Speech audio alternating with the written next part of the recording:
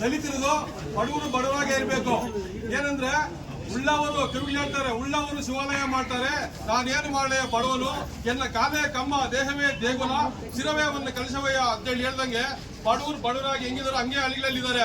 ಯಾವತ್ತೂ ನಾವು ಪಾಲನ್ ನಂಬರ್ 50 ಹಾಕಿದೀವಿ, 53 ಹಾಕಿದೀವಿ, ನಮ್ಮ ಜಮೀನು ಯಾರು ಬರ್ತಾನೆ ಇಲ್ಲ, ಸರ್ವೆ ಮಾಡ್ತಾ ಇಲ್ಲ, ಅದು ರೆಕಾರ್ಡ್ ಮಂಜೂರು ಮಾಡ್ತಾ ಇಲ್ಲ.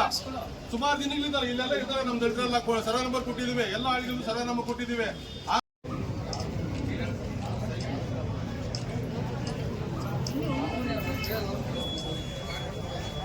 ಈಗ ನಮ್ಮ ಮನವಿಯನ್ನ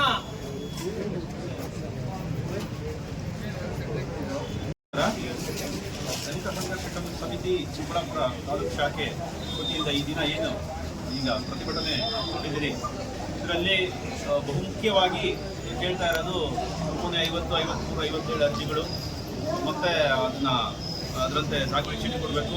ಮತ್ತೆ ಸಾಗುವಳಿ ಚೀಟಿ ಕೊಟ್ಟಿರೋದಕ್ಕೆ ಸ್ಕೋಡಿ ದುರಸ್ತಿ ಮಾಡಿಕೊಡ್ಬೇಕು ಅಂತ ಕೇಳಿದ್ದೀರಿ.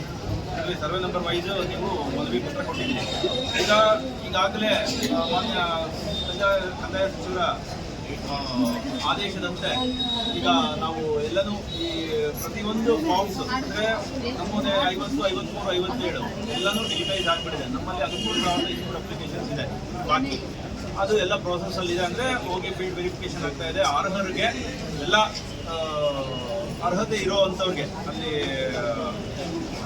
ಇಲ್ಲಿ CMCಯಿಂದ ನಗರ ಪ್ರದೇಶ ವ್ಯಾಪ್ತಿಯಲ್ಲಿ ಏನಿರುತ್ತೆ ರೇಡಿಯಸ್ಸು ಮತ್ತು ಹೆಚ್ಚುವರಿ ಜಮೀನು ಹೊಂದಿಲ್ಲ ಅಂಥವ್ರಿಗೆಲ್ಲ ಗುರುತಿಸ್ಬಿಟ್ಟು ಫಲಾನುಭವಿಗಳು ಎಷ್ಟು ಅರ್ಹ ಇರ್ತದೆ ಅರ್ಜಿಗಳಿರ್ತದೆ ಅವ್ರಿಗೆಲ್ಲ ಪತ್ರ ಕೊಡ್ತೀವಿ. ಈಗಾಗಲೇ ಬಹುತೇಕ ಕೆಲಸ ನಡೀತಾ ಇರೋದ್ರಿಂದ ಈ ಬಕುರ್ಕುಮ್ ಅಪ್ಲಿಕೇಶನ್ಸ್ ಅಂದರೆ ಬಕುರ್ಕುಮ್ ಅಂದರೆ ಎಲ್ಲ ಅರ್ಜಿಗಳು, ಅಕ್ರಮ ಸಕ್ರಮ ಅರ್ಜಿಗಳು ಮತ್ತು ಕೋಡಿ ದುರಸ್ತಿ ಕಾರ್ಯ ಸೈಮಲ್ಟೇನಿಯಸ್ ನಡೀತಾ ಇದೆ, ಎಲ್ಲ ಒಟ್ಟಿಗೆ ನಡೀತಾ ಇದೆ. ಕೋಡಿ ದುರಸ್ತಿಗೂ ಮತ್ತು ಹಮ್ಮಿಕೊಂಡಿದ್ದೇವೆ.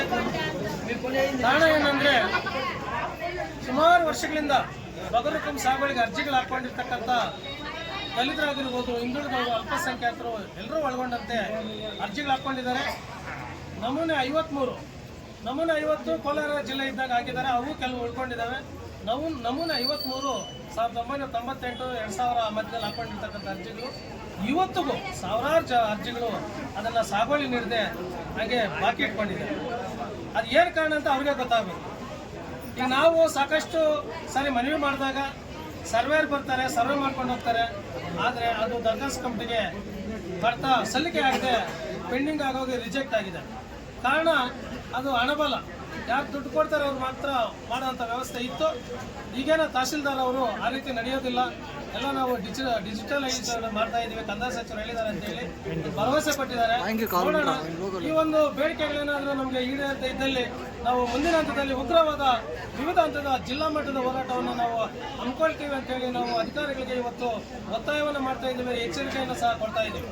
ಯಾಕಂದರೆ ಇವತ್ತು ಹಳ್ಳಿಗಳಲ್ಲೇ ನೋಡ್ಬೇಕು ನೀವು, ಬಡವರ ಪರಿಸ್ಥಿತಿ ಹಾಗೆ ಉಳ್ಕೊಂಡಿದೆ, ಬಡವರಾಗೇ ಇದೆ. ಶ್ರೀಮಂತರಾಗ್ತಾ ಇದ್ದಾರೆ. ಎಲ್ಲ ರಂಗದಲ್ಲೂ SC STಗೆ ಮೋಸ ಆಗ್ತಾ ಇದೆ. ಇವತ್ತು SCP TSP ಅಂತಕ್ಕಂಥ ಸ್ಕೀಮ್ ಇದೆ, ಅದು ದಲಿತರ ಕಲ್ಯಾಣಕ್ಕಾಗಿ ಇರ್ತಕ್ಕಂಥದ್ದು.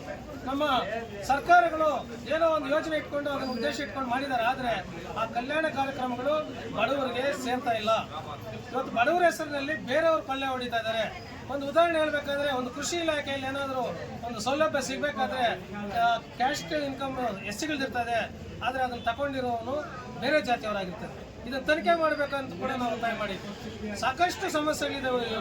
ಇವತ್ತು ನಮ್ಮ ಮನವಿಯಲ್ಲಿ ಸುಮಾರು 20 ಬೇಡಿಕೆಗಳಿದ್ದಾವೆ. ಅಂದರೆ ನೀವು ಊಹೆ ಮಾಡ್ಬೋದು ನಮ್ಮ ದಲಿತರ ಪರಿಸ್ಥಿತಿ ಮತ್ತು ಬಡವರ ಪರಿಸ್ಥಿತಿ ಯಾವ ಮಟ್ಟಕ್ಕಿದೆ ಅಂತ. ಆದ್ದರಿಂದ ನಾವು ಇವತ್ತು ಹೋರಾಟ ನಂಬ್ಕೊಂಡಿದ್ದೀವಿ. ತಹಸೀಲ್ದಾರ್ ಅವರು ಮನವಿ ಪತ್ರ ತಗೊಂಡಿದ್ದಾರೆ. 1 ತಿಂಗಳ ಒಳಗಾಗಿ ನಾವು ಬೇಡಿಕೆಗಳನ್ನು ಈಡೇರಿಸುವಂತೆ ತಿಳಿಸಿದ್ದಾರೆ. ಉಳಿದಂಥ ಬೇಡಿಕೆಗಳನ್ನ ಹಂತವಾಗಿ ನಾವು ಪರಿಶೀಲನೆ ಮಾಡಿ ಈಡೇರಿಸುವ ತಿಳಿಸಿದ್ದಾರೆ. ಅವರ ಮೇಲೆ ಒಂದು ಭರವಸೆ ಇಟ್ಟು ನಾವು ಧರಣಿಯನ್ನು ತಾತ್ಕಾಲಿಕವಾಗಿ ನಾವು ಹಿಂಪಡಿತಾ ಇದ್ದೀವಿ. ಈ ಹೋರಾಟ ಮುಂದೆ ಸಾಗ್ತಾ ಇರ್ತದೆ ಇದೇ ರೀತಿ. ಓಕೆ.